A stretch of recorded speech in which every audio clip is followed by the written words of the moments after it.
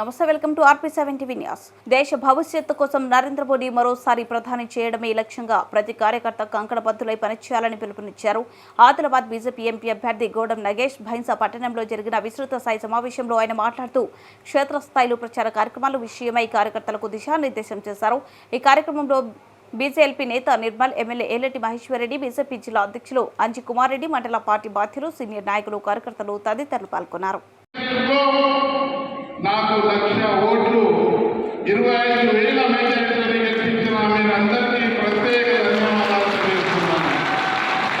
మిత్రులారా, మీ అందరి ఆశీర్వాదంతోనే 75 సంవత్సరాల నుంచి ముదోల్లో భారతీయ జనతా పార్టీ ఎగరాలని, జెండా ఎగరాలని కోరిక ఎన్నో కార్యకర్తలు ఉండా.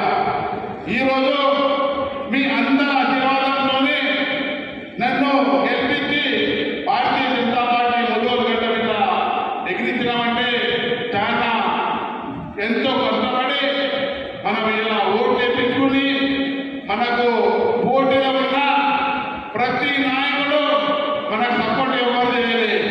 మాజీ శాసనసభ్యుడు, తాజా మాజీ శాసనసభ్యుడు, మన మాజీ జిల్లా బీజేపీ భారతీయ జనతా పార్టీ అధ్యక్షురాలు అందరూ మనకు దుష్మన్గా పనిచేశారు. అందరూ టోటల్ పనిచేశారు. కానీ మీ అందరి ఆశీర్వాదంతో మీరు ఏదైతే కష్టపడ్డారో, ఒక్క ఓటు కోసం కష్టపడ్డారు, దానికోసం నన్ను గెలిపించారు. ఎప్పుడు కూడా చివరి రక్తం వరకు కూడా మీ సేవలో ఉందని మీకు అందరికీ తెలియజేసుకోవాలి. మోదీ గారు పార్లమెంట్ అభ్యర్థి కోసం ఇచ్చడం జరిగింది.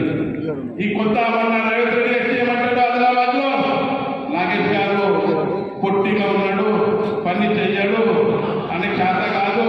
అరే నువ్వు పొట్టిగా కూడా ఎక్కున్నావు, నువ్వు కూడా పొట్టిగానే ఉన్నావు, నువ్వు అబద్ధం మాట్లాడవా అని నాగేష్ అబద్ధం మాట్లాడాడు.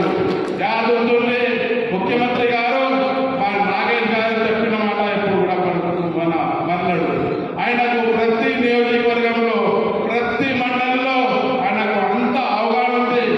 మొన్న మచ్చలేని నాయకుడు అంటే మన నాగేష్ గారికి గౌరవం కల్పిస్తుంది. దానికోసం 13వ మే రోజు ఖచ్చితంగా మనం మోదీ